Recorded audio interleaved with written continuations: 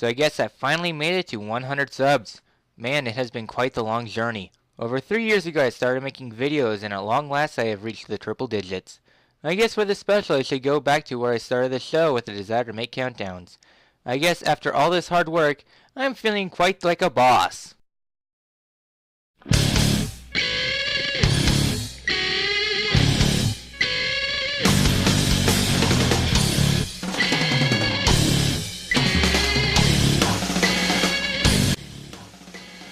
Bosses are an important part of every video game. They are testing your skills you have gained over the past several areas, either through platforming, slashing, hours of grinding, or mastering a gimmick. Sometimes a boss can be a masterpiece, while other times it can burn in hell. But today I'll be talking about my favorite bosses. Either from their story importance or otherwise, these bosses have really stood out to me. These will be the main story bosses, not the final bosses, since they'll be saved for another day. So basic rules for this list out of the way, one per franchise and games I have played. I haven't played every game out there, so don't be mad if a boss you like isn't on here. Either I like other bosses or haven't played it.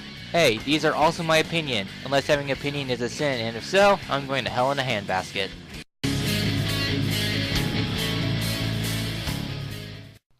So, how about a blast from the past? Or future? Meet Entropy. Much of Crash Bandicoot Warped is spent going through the game trying to stop Cortex, while the mastermind behind the time machine is Entropy. So the boss of the third world, Entropy, would make a stand. Using many dangerous attacks such as the ground and air beams and homing missiles, this guy makes waiting for the bridge to get to him a real challenge.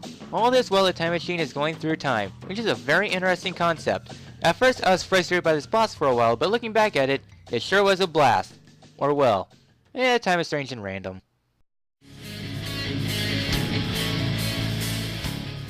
Man, I can see the Colossi eating their hearts out when they see the size of Megaleg.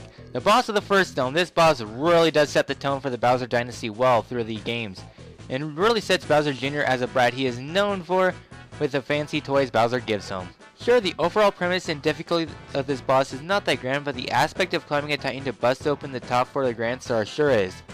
Yeah, leading the bullet bill to the star is not that hard or that cooperative, but when you first see the size of this thing and start climbing, you can be sure it will lead to quite the fun fight. Too bad Bowser Jr. does not have more of a role in the job, but then again, Megaleg does not need the inputs of a brat. Now, if only all toys brats did were this good.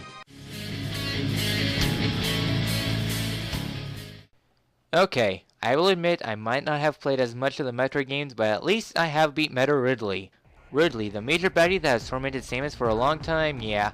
So after finishing the annoying collectathon to get the Chozo artifacts, you can finally get on the Impact Crater, but before doing so, Ridley wants to fight. And be a... Anyways, a two-phase fight consisting of an aerial showdown with Ridley and a grounded portion also. Yeah, it truly makes this a good fight indeed. The aerial portion of the fight is a very intense fight, having to dodge Ridley's aerial barrages while waiting for you to possibly get a hit in. The grounded portion is more of a face-to-face combat phase, having to dodge Ridley's many powerful attacks and facing that demon down, much like facing down the boogeyman. Sure, this fight might not be the hardest fight in the game, but it truly puts your combat skills to a test. It is a fun fight, and at the very least, just like Samus, Ridley made a great transition to 3D. People might argue bosses in Pokemon like N, Guesses, or Cyrus might be a better entry for the Pokemon in terms of the aspect of a villain role. However, I disagree.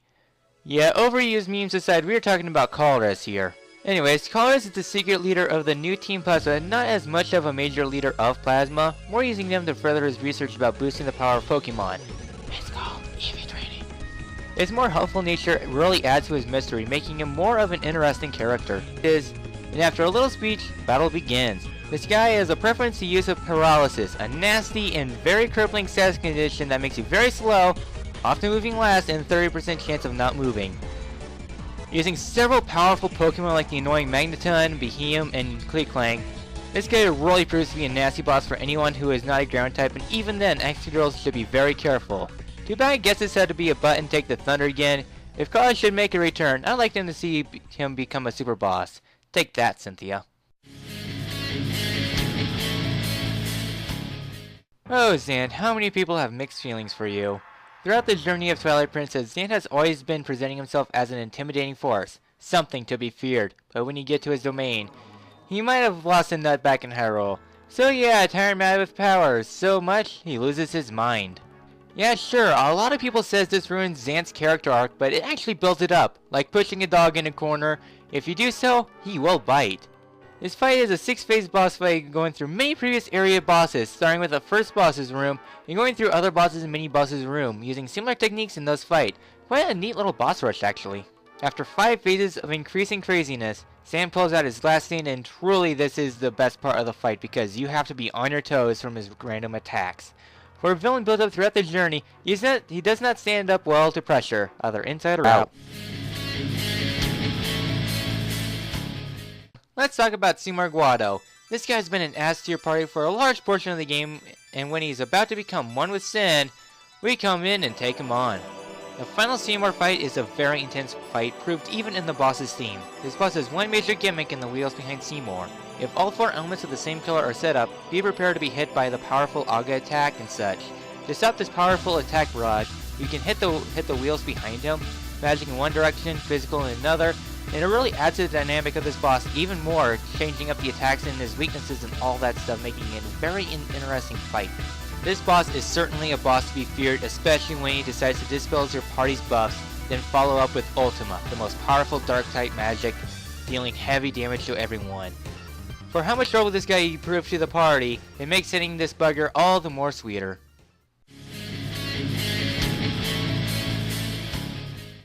So where's Ganondorf? Here he is! Close enough.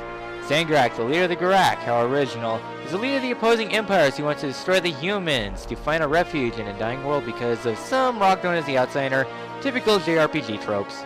So when Sangrak approaches the other outsider to become a god, Zale manages to catch up and the fight ensues. This fight starts out as a one-on-one duel, setting the tone against this evil king. After a beatdown, Phase 2 comes along, and along with the party, now is the time to bring the hammer down. This second phase is a very challenging phase where you need to bring down his shield while dealing with his hard attacks. Though not that original, using the weapon literally against Zangarak really adds to the memorableness of this fight. But the main thing I like about Zangarak is that it is a good conclusion to the war between the Garak and the people of Lazarus Island. Just spoil things that ruin the moment. Thanks, game. Throughout the Sonic franchise, Sonic had to destroy more Eggman creations than any madman should be able to build. Well, sick burn on Eggman. But through all the creations, there were some good creations, many bad ones, but the single creation that stood out the most would have to be the Egg Dragoon in Sonic Unleashed. Throughout the game, in terms of bosses, it was daytime Sonic killing Eggman machines, while at night it was the Werehog bashing up the Gaiagoons. But after finishing up Eggman Land, Eggman changes up the pattern by taking on the Werehog with the Egg Dragoon, an upgrade to the Inter-Sequence machine, and boy, this machine does not disappoint. Instead of being a traditional platforming boss similar to other Eggman bosses, the Egg Dragoon is fought up close and personal. The Eggman has many attacks at his disposal, albeit an ice attack, missiles, destroying platforms, many other things. It truly is Eggman's last stand with the Ultimate Machine. The only real downside of this boss is that it can be very easy, but without cheese strats, it can pan out to be a very grand final confrontation. Even Sonic Team knew how good this boss was that it would see another fight in Sonic Generations. Now only if modern Sonic Team can make a good game again.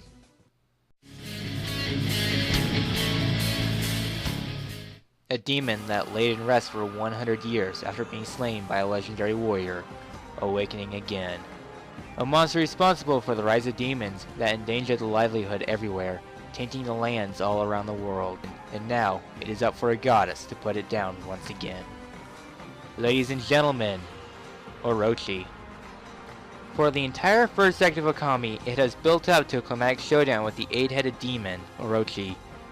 After going through a cooking-filled dungeon, it is time to take on this monster. After a cannot hit scenario in the cutscene with Susano, the real fight begins. Phase 2 consists of intoxicating the head and destroying the bell, followed up by Phase 3.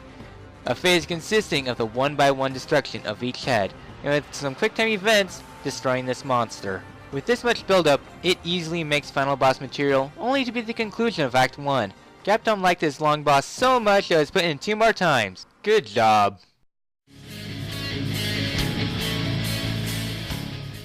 The people of Bionis have been tormented by the Mechon invasions for many centuries, founded by the hatred towards the Bionis. The leader of Mechonis, Egil, forced attacks on the innocents of Bionis. thus leading the characters of Shulk and his friends on their long and treacherous adventures across the two titans in order to end the Mekon's attacks on Bionis. After many adventures, they reach the end of Mekonis, and the leader, ready to destroy Bionis. After a long series of conflicts, the game reaches its climax with Egil in full control of Mekonis, ready to end Bionis for good, and his mech, Yaldabaoth. The fight against Yaldabaoth and Mekonis core is a fight built up for such a long time, and when the fight starts, you are on a small platform against the gigantic Mekon. His attacks deal large amounts of damage, and with that giant sword, nowhere is safe. He also has the ability to inflict many status debuffs and summon enemies to annoy you, making this a really challenging boss. What really makes this boss a standout boss, besides the build-up, is what happens when you take his HP down below half. He repairs and attacks that deals infinite damage to Mekonis. Not you, but Mekonis. And if you're unable to destroy the barriers around him, it's game over.